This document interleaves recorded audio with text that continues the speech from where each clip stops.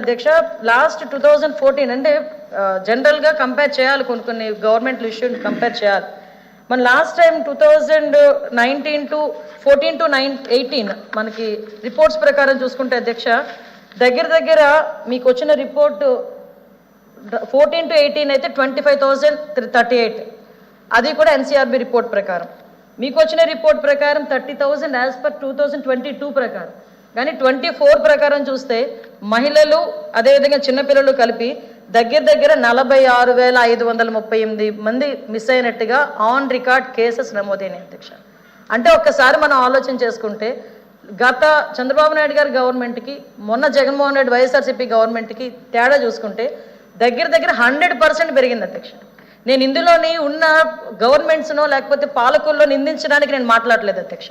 జనరల్గా humanity basis మీద ఆలోచన చేసుకున్నా కనీసం అంతమంది పిల్లలు హ్యూమన్ ట్రాఫికింగ్లో కానీ లేకపోతే మిస్సింగ్ కానీ అవుతున్నప్పుడు పాలకులుగా ఉన్న మనం కానీ అదేవిధంగా పోలీస్ వ్యవస్థ కానీ ఎంత కట్టుదిట్టమైన చర్యలు తీసుకుంటుంది, ఎంత కట్టుదిట్టమైన వ్యవస్థలు నడిపించాలన్న విషయాన్ని మనందరం కూడా అర్థం చేసుకోవాలి అధ్యక్ష.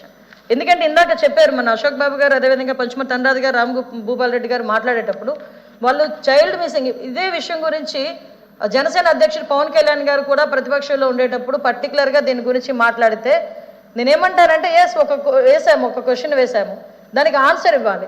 దానికి సంబంధించి ఆ రోజు అంటే 30,000 మందిని ఎన్సీఆర్బీ రికార్డు పట్టుకొని చూపించినా కూడా ఆ రోజు అతని మీద తిరిగి కేసులు పెట్టే పరిస్థితి మనం అందరం కూడా చూసాం అధ్యక్ష. అంటే దీన్ని నేను ఉమెన్ ప్రెసిడెంట్గా ఉండేటప్పుడు కీర్తి అని అమ్మాయి మనకి నర్సరావుపేట కాన్స్టిట్యుయెన్సీ అక్కడ పెదకూరపాడు కాన్స్టిట్యుయెన్సీ నుంచి ఒక చిన్న పిల్ల తల్లిదండ్రులు ఇద్దరు వచ్చారు నా దగ్గరికి. అప్పటికి ఆ అమ్మాయి 3వ సంవత్సరం పుట్టినరోజు చేసుకొని పైన ఆడుకుంటుంటే పిల్లని ఎత్తుకుపోయారు. నా దగ్గరికి వచ్చేసరికి అప్పటికి 1 సంవత్సరం అయింది. ఇప్పటికీ కూడా 4 సంవత్సరాలుగా పిల్ల అయింది ఎవరికి తెలియదు. హోమ్ మినిస్టర్గా నేను ఇంకా అనౌన్స్ చేసిన వెంటనే యూఎస్ నుంచి నాకు మెసేజ్ వచ్చింది, అమ్మ మా అమ్మాయి కనిపించట్లేదు, మా తాలూకా వాళ్ళ అమ్మాయి అని చెప్పి. ఆ అమ్మాయి పేరు సహస్ర.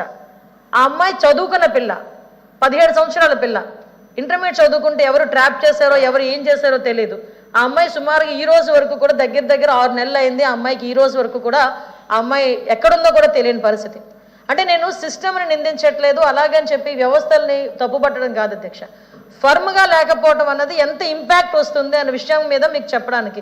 అంటే ఒక డబుల్ అయిన తర్వాత కూడా దాని మీద మేము ఒక ఇష్యూ ప్రతిపక్ష నాయకులుగా మొన్న మీరు అందరూ చెప్పారు, దానికి మేము అడిగాము. మొన్న ప్రతిపక్ష నాయకుడు జగన్మోహన్ రెడ్డి 36 రాజకీయ హత్యలు జరిగినాయి అన్నారు. నేను ఆన్ రికార్డ్ తీసుకొచ్చి క్రైమ్ రిపోర్ట్స్ ప్రకారం ఇన్ని రాజకీయ హత్యలు జరిగినాయి, నీ దగ్గర రిపోర్ట్ ఉంటే ఇమ్మని చెప్పి మేము అడిగాము. అది ఒక సిస్టమ్ అధ్యక్ష. అంతే తప్పించి ఆ రోజు పవన్ కళ్యాణ్ గారు కానీ నారా చంద్రబాబు నాయుడు గారు కానీ మేమందరం లోకేష్ బాబు గారు కానీ అందరూ అడిగితే ఉమెన్ మిస్సింగ్ కేసెస్ గురించి తిరిగి మా మీద కేసులు పెట్టే పరిస్థితి వచ్చింది. అది కాదు సమస్యకి పరిష్కారం.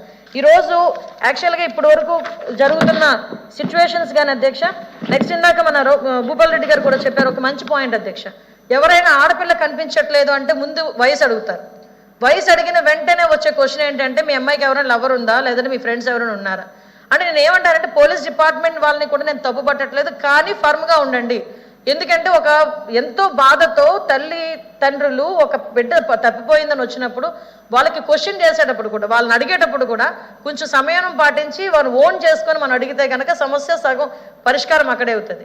సో ఇలాంటి సిచ్యువేషన్స్ కూడా చాలా ఎదుర్కొని అధ్యక్ష, ఇవి ఆన్ రికార్డ్ మీకు 40,000 మంది, ఆఫ్ రికార్డ్ పోలీస్ స్టేషన్కి వెళ్తే పరువు పోతుందనో పక్కింటి వాళ్ళకి తెలిస్తే పరువు పోతుందనో ఇలా చెప్పకుండా నలిగిపోయిన తల్లిదండ్రులు చాలా మంది ఉన్నారు అధ్యక్ష ఈరోజు రాష్ట్రంలో కానీ దేశంలో కానీ. ఎందుకు ఇలా జరుగుతుంది, దీనికి సమస్యకి పరిష్కారం ఏంటి? మీరు అన్నట్టు రూట్ కాజ్ వరకు దీన్ని తీసుకెళ్లాల్సిన అవసరం ఉంది అధ్యక్ష. ఇప్పుడు యాంటీ ట్రాఫికింగ్ యూనిట్స్ అని చెప్పేసి ఉన్నాయి అధ్యక్ష. వీటికి సంబంధించి ఇంతకు ముందు మన గవర్నమెంట్లో చూసుకుంటే 3 మనకి అనంతపూర్ ఒకటి, మీరు అన్నట్టు మనకి గుంటూరు ఒకటి, ఏలూరు ఒకటి. ఎందుకు అటు సైడ్ అనేది నేను కూడా ఈ క్వశ్చన్ వేసిన వెంటనే డిపార్ట్మెంట్ వాళ్ళతో కూర్చొని కూడా చాలా డీప్గా మేము అనాలిసిస్ చేసుకున్నాం. అనంతపూర్ అటు సైడ్ ఇందాక మన వాళ్ళు చెప్పినట్టు అనంతపూర్ కానీ చిత్తూరు కానీ అటువైపు బికాస్ ఆఫ్ కరువు ఉండటం వల్ల వాళ్ళ పిల్లల్ని ఎవరు ఎత్తుకుపోవడమో లేదంటే తీసుకెళ్ళిపోవడం ఇలాంటివి జరిగే సమయంలో 2014 to 18 మధ్యలో ఈ ట్రాఫికింగ్ సిస్టమ్ కొంచెం ఎక్కువగా పటిష్టంగా ఉన్నప్పుడు ఒక అవేర్నెస్ క్యాంప్ కూడా తీసుకొచ్చి మనకి వెనక్కి తీసుకొచ్చే తల్లిదండ్రులకు అప్పగించిన సంఘటనలు కూడా చాలా ఉన్నాయి అధ్యక్ష. నేనేమంటానంటే ఈరోజు ఈ సెపరేట్ హ్యూమన్ ట్రాఫికింగ్ యూనిట్ అన్నది సెపరేట్గా ఉండాలి అధ్యక్ష. దీనికి కూడా మేము డిపార్ట్మెంట్ వాళ్ళతో మాట్లాడి ముఖ్యమంత్రి గారితో మాట్లాడి దీనికి కూడా సెపరేట్గా, ఎందుకంటే మనకి ministry home affairs guide lines ప్రకారం కూడా ఈ యాంటీ హ్యూమన్ ట్రాఫికింగ్ యూనిట్కి సెపరేట్గా ఒక ఇన్స్పెక్టర్, 2 ఎస్ఐలు, 2 హెడ్ కానిస్టేబుల్స్, 2 పీసీలతో పాటు వాళ్ళకి కేసు రిజిస్ట్రేషన్ చేసే రైట్ కూడా ఇచ్చేటట్టుగా వాళ్ళకి ఒక సెపరేట్ యూనిట్ని కనుక మనం ఆర్గనైజ్ చేయగలిగితే డెఫినెట్గా ఇవి కొంచెం మనం చేయగలం. దీని మీద దృష్టి పెట్టి యాజ్ సూన్ యాజ్ ఈ యాంటీ ట్రాఫికింగ్ యూనిట్స్ని కూడా బలోపేతం చేయడానికి, అదేవిధంగా వాళ్ళకి ఎక్కడ కూడా ఇబ్బంది రాకుండా సెపరేట్గా ఇంతవరకు ఏమైందంటే సిఐడిలో ఉండడం ఒక ఎత్తు, సిఐడిలో మహిళా విభాగంలో ఉండడం ఇంకో ఎత్తు. ఈరోజు మీకు అన్నట్టుగా ఇక్కడ మనకి చైల్డ్ వెల్ఫేర్ పోలీస్ ఆఫీసర్స్ అని చెప్పి ప్రతి పోలీస్ స్టేషన్లోనే ఉంటారు అధ్యక్ష. వీళ్ళు ఏం చేస్తున్నారంటే ఇప్పటి వరకు మనం ఉమెన్ పోలీస్ స్టేషన్కి ఇంక్లూడ్ చేసేస్తున్నాం.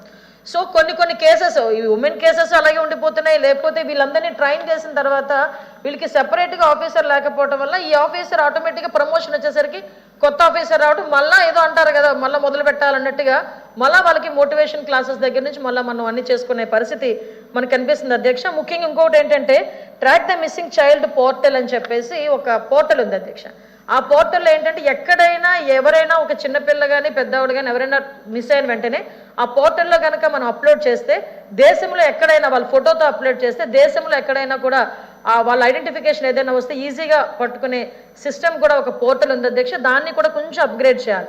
ఇందులో ప్రాసెస్ ఎలా వస్తున్నాయంటే ఇంట్లో తల్లిదండ్రులు తిట్టారనో, ఇంట్లో తల్లిదండ్రులు పాస్ అవ్వలేదని తిడతారనో భయంతోనో, లేకపోతే ఎవరినో ఇష్టపడ్డాన్ని చెప్తే భయంతోనో, ఉద్యోగాలు ఇప్పిస్తామని భయంతోనో, వాళ్ళ తాలూకు ఆనందంతోనో గబుక్మని ఆన్లైన్ సర్వీసెస్ నుంచి వాళ్ళు వెళ్ళిపోతే వాళ్ళని కూడా ఎలా యూజ్ చేసుకుంటున్నారంటే ఈ ఓటీపీ సర్వీసెస్కి, ఈ సైబర్ క్రైమ్స్కి యూజ్ చేసేటట్టుగా వాళ్ళని కూడా కొన్ని చోట్ల వాళ్ళు నిర్బంధిస్తున్నారు అధ్యక్ష. కొంతమందిని చూస్తే ఇప్పుడు చాలా మంది మాకు మెసేజ్లు పెడుతున్నారు అధ్యక్ష, ఈ ఉమెన్ ట్రాఫికింగ్ విషయంలోని కానీ చైల్డ్ మిస్సింగ్ విషయంలోని కానీ. దయచేసి మేము డిపార్ట్మెంట్ వాళ్ళతో కూడా మాట్లాడి గౌరవ సీఎం గారితో పెద్దలతో అందరితో కూడా ఎన్డీఏ కూటమి అందరితో కూడా మాట్లాడి ఈ యాంటీ హ్యూమన్ ట్రాఫికింగ్ యూనిట్ని బలోపేతం చేయటం, అదేవిధంగా వాళ్ళకి ఒక సెపరేట్ యూనిట్ని వాళ్ళకి కల్పించే విధంగా ప్రణాళికను సిద్ధం చేయటం. అదేవిధంగా ఒకటే అధ్యక్ష, ఏదైనా సరే లా అండ్ ఆర్డర్ విషయంలో ఎట్టి పరిస్థితుల్లోని కూడా బ్యాక్ స్టెప్ వేసే పరిస్థితి ఈ గవర్నమెంట్కి లేదు. ముఖ్యంగా ఉమెన్ వెల్ఫేర్ విషయంలోనే కానీ ఉమెన్ ప్రొటెక్షన్ విషయంలోని కూడా ఎక్కడా కూడా ఎవరిని కూడా టాలరేట్ చేసే అవసరం లేదు.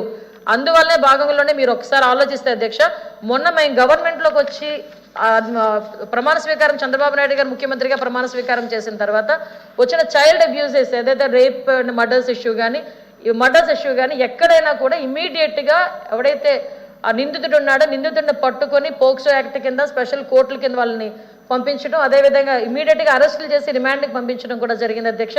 ఎక్కడ కూడా ఒక్కటి కూడా మేము విడిచిపెట్టడం కానీ ఇప్పటివరకు పట్టుకోలేకపోయాము అని చెప్పడానికి కానీ కూడా ఆస్కారం లేదు అధ్యక్ష. ఇది అయినప్పటికీ కూడా నేనేమంటానంటే ప్రభుత్వం ఇప్పుడు లాస్ట్ మనం ఉన్న సిచ్యువేషన్స్లో ప్రజలు కొంచెం ఇబ్బందుల్లో ఉన్నారు. అంటే ఇలాంటి గంజా అవనేయండి, ఉమెన్ ట్రాఫికింగ్ అవనేయండి, డ్రగ్స్ అవనేయండి, లాస్ట్ 5 సంవత్సరాల పాపం అవనేయండి, whatever it may be ఏం జరిగినా కూడా కొన్ని ఇబ్బందులు అయితే ఉంది. దీనికి తగిన సూచనలు ఇవ్వాలి తప్పించి ఈరోజు ఎందుకు ఈ మాట కూడా ఎత్తుతున్నానంటే ఈరోజు ఏదో ఢిల్లీలోనే ఎక్కడో కూర్చొని మేము ఏదో చేస్తామని చెప్పి ధర్నా చేస్తామని చెప్పి ఇక్కడున్న సభ్యులందరూ కూడా ఈరోజు ఆబ్సెంట్ అయ్యి, అంటే కౌన్సిల్ కూడా ఆబ్సెంట్ అయ్యి అక్కడికి వెళ్ళి కూర్చున్నారు. సో నేనేం చెప్తున్నానంటే మీరు రండి, చర్చకి రండి, కూర్చుందాం, ఒకసారి మాట్లాడి మీరు మేము కలిపి నిర్ణయం తీసుకుందాం. మీరు కూడా సభ్యులే, ఇక్కడ మేము కూడా సభ్యులమే, కూర్చుని ఒక నిర్ణయం తీసుకుందాం. అంతే తప్పించి ఒక తప్పుడు వ్యవహారాన్ని తీసుకెళ్లి ఏదో ఢిల్లీలో ఎస్టాబ్లిష్ చేసి రాజకీయ ప్రయోజనాల గురించి ఆపాదించడం అనేది మంచి పద్ధతి కాదు.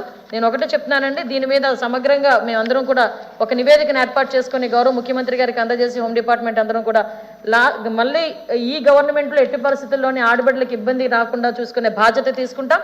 అట్ ద సేమ్ టైం ఈ రోజు వరకు ఎవరైతే ట్రేస్ అవుట్ అవ్వలేదో కొన్ని ట్రేస్ అవుట్ అవని, కొన్ని ట్రేస్ అవుట్ అవ్వలేదు, ట్రేస్ అవుట్ అవ్వని కేసెస్ అన్నింటినీ కూడా ఏ విధంగా ట్రేస్ అవుట్ చేయాలని దాని మీద ఒక కమిటీ కూడా ఏర్పాటు చేసుకుని ముందుకెళ్తామని